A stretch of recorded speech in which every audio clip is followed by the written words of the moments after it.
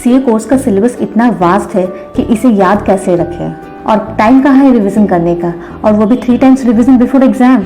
It is very difficult. ये सारे questions तो आते ही होंगे आपके माइंड में, but don't worry, I will help you with that. Hello all my dear friends, this is CA Lovely Bhagat and welcome to my channel. और आज की वीडियो में मैं डिस्कस करने वाली हूँ कि सीए स्टडीज़ को याद कैसे रखें और कितने बार रिवीजन करना चाहिए एग्जाम से पहले और कैसे रिवीजन करें। ये सारे पॉइंट्स आज की वीडियो में कवर होंगे। चाहे सीए कोर्स हो या सीएमए कोर्स हो या सीएस कोर्स हो, स्टडीज को याद रखने का सबसे पहला तरीका है रिवीजन। रिवीजन से ही आप याद रख सकते हैं अपने सब्जेक्ट्स को। आज के वीडियो में मैं अपने पर्सनल एक्सपीरियंस के बेसिस पे कुछ पॉइंट्स डिस्कस करने वाली हूँ, कुछ टेक्निक्स के बारे में बताने वाली हूँ जिसको मैं अप्लाई करती थी और मुझे तो बेनिफिट मिलता था। आई होप आपको भी बेनिफिट मिलेगा। सही समय पर सही रिवीजन करना जरूरी है, इसलिए आप अपना फर्स्ट रिवीजन फर्स्ट 24 आवर्स में कीजिए। अगर आप फर्स्ट 24 आवर्स में अपना रिवीजन कर लेते हैं तो आपने जो पढ़ा है, जो सीखा है, वो आपके माइंड में परमानेंटली रिटेन हो जाएगा। मेरा मॉर्निंग का कोचिंग क्लास रहता था, तो कोचिंग क्लास के आने के बाद मैं तुरंत बैठ जाती थी अपना बुक और नोटबुक को लेके कि क्या क्या क्लास में आज पढ़ाई हुआ। सर जो क्लास में नोट्स लिखाते हैं वो, या पर्सनल नोट्स होता जिस तरह सर स्टोरी फॉर्म में बताते हैं, वो मैं अपने क्वेश्चन के बगल में लिख लेती थी डिफरेंट कलर ऑफ पेन से। वही मैं घर आके रिवाइज करती थी, तो मेरा अंडरस्टैंडिंग और अच्छा बिल्डअप हो जाता था उस टॉपिक पे। आप भी जरूर अपने क्वेश्चन के बगल में with different colour of pen से पॉइंट जरूर लिखिए जो उस क्वेश्चन का हाईलाइट है।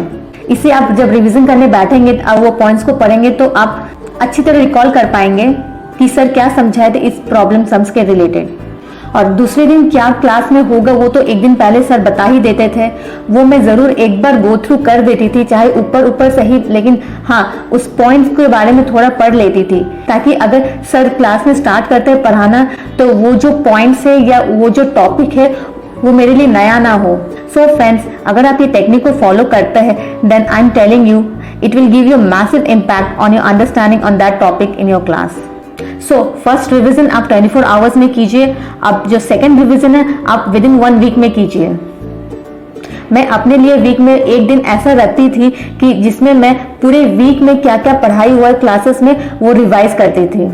फ्रेंड्स, फर्स्ट रिवीजन में आपको टाइम लग सकता है, आप अगर डेप्थ में पढ़ेंगे तो आपका अंडरस्टैंडिंग बिल्डअप होगा।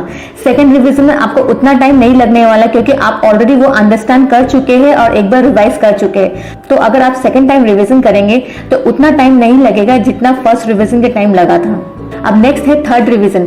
थर्ड रिवीजन कंपल्सरीली आप विद इन 1 मंथ जरूर कीजिए।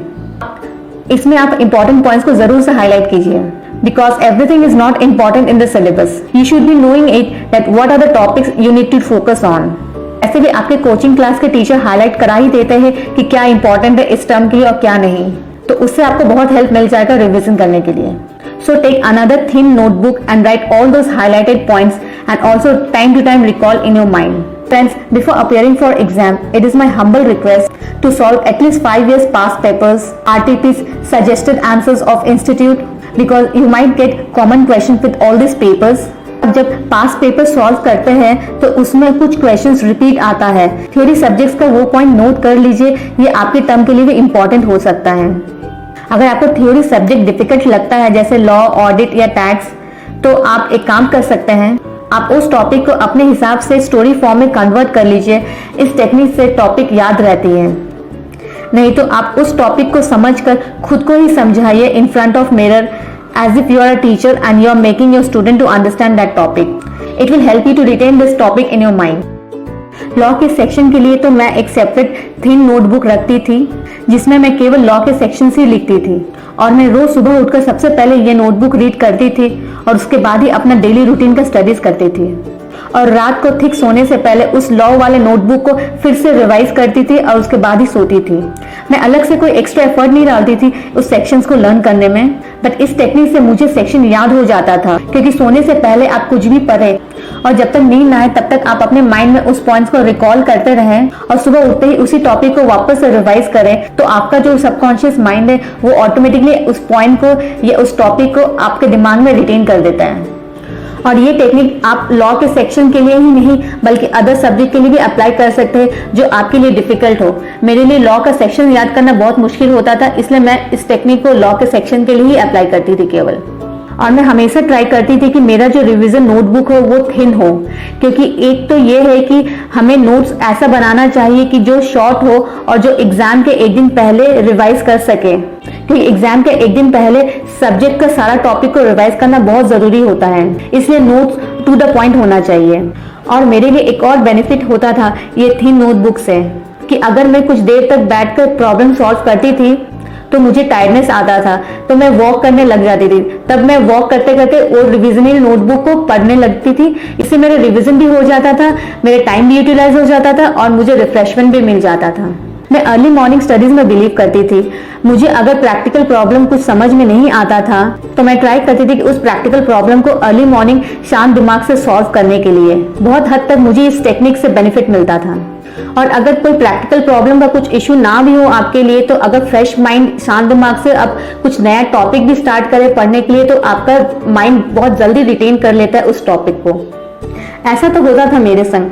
अगर आपके संग भी होता है तो प्लीज आप कमेंट कीजिएगा कमेंट बॉक्स में। मैं कभी भी अपने आप को सिलेबस से डिटैच नहीं रखती थी, चाहे वो मेरा मील टाइम क्यों ना हो, मेरा रिलैक्स टाइम क्यों ना हो, मेरे क्लास जाने का ट्रैवल टाइम क्यों ना हो, या मेरे स्लीपिंग टाइम ही क्यों ना हो। मैं हमेशा अपने माइंड में रिसेंट पढ़ाई के और टॉपिक को रिकॉल करती रहती थी। और बाकी जो relatives, friends, social media, ceremony etcetera, इन सबसे मैं जीरो कॉन्टैक्ट बना दी थी during my tenure of CA final.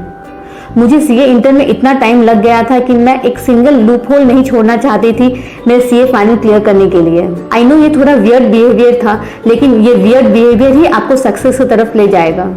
My life was like a saint during those period where only studies was there and nothing else.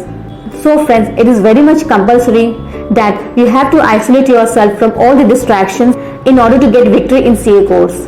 So friends, these are all my tips and techniques to get success in CA course. If you can relate with any of these tips or technique in your CA journey, then please comment in the comment box. I will be waiting for your comment. Also, I have created a playlist of how to get success in CA course. Do watch the playlist. It will definitely resolve many of your queries and will motivate you and help you to get success. So friends, if you are new to my channel, then do subscribe to my channel, and if you like the video, then definitely hit the like button and share this video with your friends who is in need of this information. Till then, all the best for your CA journey. Thank you.